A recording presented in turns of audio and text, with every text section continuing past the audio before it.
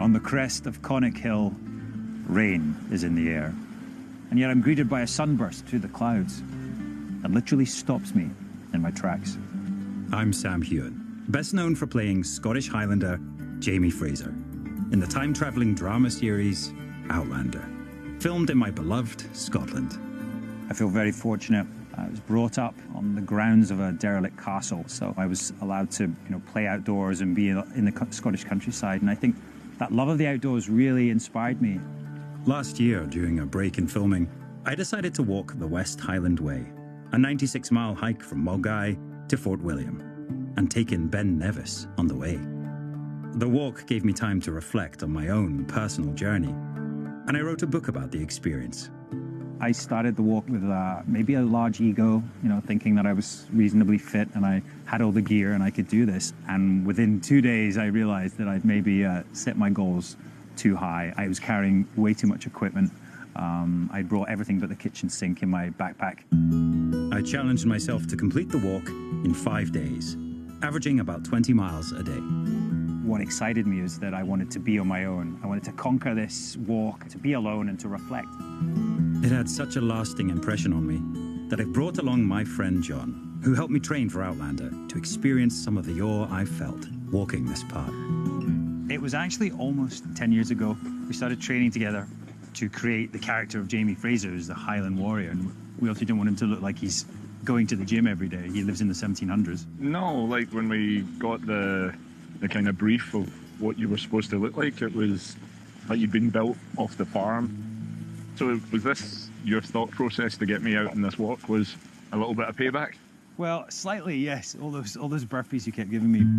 Like me, John grew up with the West Highland Way on his doorstep, but he's never hiked it. To have this only like 40 minutes away it's just incredible. And this really is the start of the Highlands, From this point on, it gets more and more dramatic.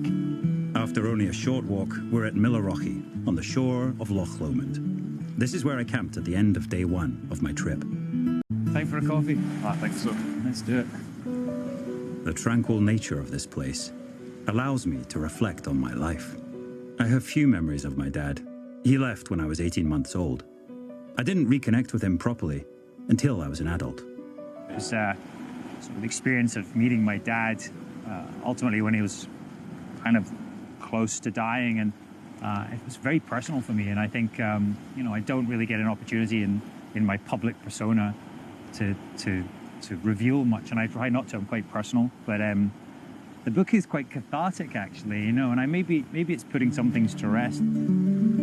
Back on the trail, and we're getting closer to the foothills of Ben Lomond. Last time I was here, I was at my lowest. The end of day 1 into day 2, I was drenched. My tent was soaked. My sleeping bag. I was pretty desperate. I remember thinking, I'm not sure I can do this. But one man got me through it. Graham. Hey, Sam. Hello. I met him on that walk, and it changed everything. We both got into a lot of trouble. It was raining. It was cold. The walk was weather was terrible. It was a point where I literally was going to give up. We helped each other through. We really did. You can almost see Ben Lomond in the background there, but yes, you certainly couldn't see anything like that much of it the day we did it. Even though my adventure had been a quest for solitude, I made a lasting friendship. We're finishing our walk at Conic Hill, which offers the best views of Loch Lomond. Feels like we've been walking for days. Come on, John. Yes, we made it. After a long day's walking, it really is rewarding to see finally the loch. And there in the far distance, that's tomorrow's adventure.